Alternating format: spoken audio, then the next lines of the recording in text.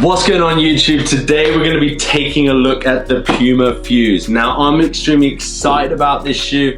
It's definitely going to make some waves in a functional fitness space, I think, and from a performance point of view, it definitely put out for me. So I'm going to just take you through this shoe, give you a little look around it, talk to you about the price, the weight, the performance, and compare it to a few of the other shoes that you'll probably know, and then you can make your own mind up. But I want to thank Whip Fitness for providing this shoe for the review. You're also going to put a link in the description of this video, so if you want to go and get yourself a pair by the end of this, then there'll be a link in there for you and buy them too. Let's get stuck into this. Out of the box, I must mention, okay, this it isn't the sexiest colorway that Puma do with this shoe. I'm not sure if Whip sent me this for a reason, but I just don't think this is the best colorway that they could have done.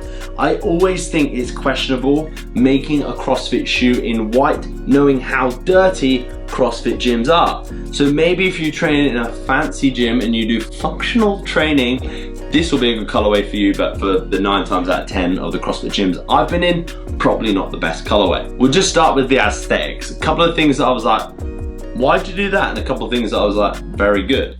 Okay, first of all, talk to me.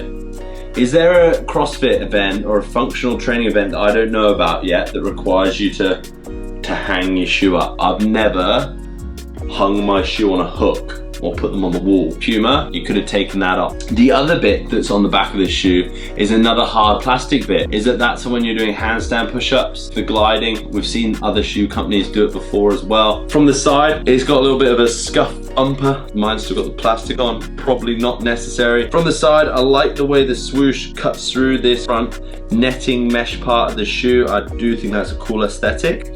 And the front of the shoe actually has a harder plastic wearing bit across the front of it, I guess to provide the toe with a little bit of protection, but also again to probably try and avoid scuffing. On the inside edges of the shoe, it does have the raised inner sole, which we see on a lot of CrossFit shoes to help with rope climb. Did feel extremely sticky, and I'd say this base on the bottom of the Puma was probably one of the grippiest that I've ever lifted in. I was really pleased with that, and I love the breathability in this shoe in general. There's a lot of mesh, it's a nice thin material, it breathes well, which is great for me because I do get quite sweaty feet when I train, and I like that. And you can see this shoe, how soft it is to screw up, but yet when I was lifting in this shoe, it felt extremely stable, if not probably one of the most stable shoes that I've lifted in, which is why I was trying to think about how it compared best for me. And before I get back into showing you how it compares to other shoes, the first thing that kind of made me think this way is the tongue. Now this has an extremely thin tongue on the front of this shoe. I don't mind that. I like that in a Metcon shoe or in a functional fitness shoe to have a thin tongue, and it reminded me most of probably one of my favorite Metcon shoes that I've ever had, hence why I've still got them,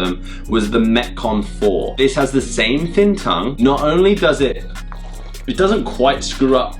I mean, this shoe doesn't quite screw up as much as the Puma one does, but one of the other things with it that I thought was very similar was this. When you pull the inner sole out of the Nike Metcon 4, you'll notice it has a thick, spongy inner sole. On the Puma, also has a thick, spongy inner sole. These are almost identical, but yet against a competitor brand like the Whip shoe or the Nano X, which is again one of my favorite shoes to train in, very thin inner sole. The reason for this is because what this shoe lacks in inner sole, it makes up in base, okay? There's a lot more cushion and solid thickness in the base of this shoe, whereas in both of these shoes, super thin in the base of it. So it needs that to provide you with a little bit more cushion in the shoe. Going back to how this felt like to lift in, it provided ample amount of support around the ankle for the shoe to lift in, to barbell cycle in, and the base of this shoe was solid enough for it to feel extremely supportive. You'll notice how it's thin and then widens out at the back. That's great for stability when you're in this shoe in the catch position for a snatch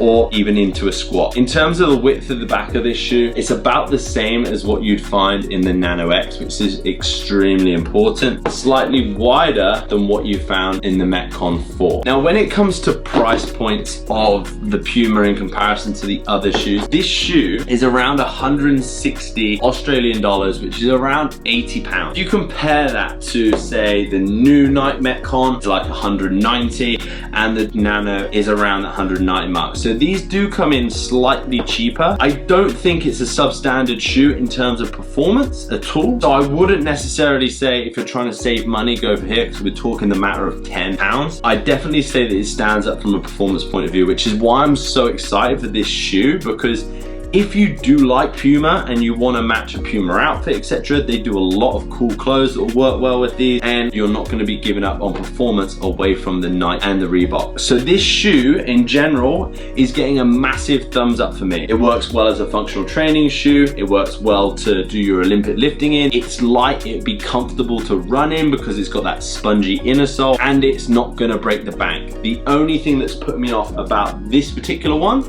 is the color of the shoe. And if I was to be really nitpicky, they could have done better with the laces, okay? These are kind of long, cheap, basic laces. On, like I said, my shoe that was similar, they used a nice flat lace, but do you know what? People complain about these laces always coming undone. So that's potentially why they've done it. I would have just liked to see something a little bit more when it comes to the lacing of this shoe. Other than the aesthetics of this shoe, it's gonna get an 8 out of 10 for me. Good job, Puma. You've done an amazing job on this one. Again, I want to thank Wick for providing this shoe for the review. So if you want to go get yourself a pair of these, then make sure you head to the link in the description. You'll be able to get your hands on it. If you want to be in the chance of winning this actual shoe signed, I will do that for you. All you need to do is like, share, and subscribe to my channel and comment on this video. And then in a month from today, I'm going to be giving away this shoe and sending it out to you. I may even throw a Big Friday Supplies t-shirt in with it as well as a thank you. So guys, I hope you enjoyed this review. Let me know what your thoughts are on it in the comment section, and we'll be back again in a couple of weeks time with another shoe review. And if you want to see any other shoes in particular reviewed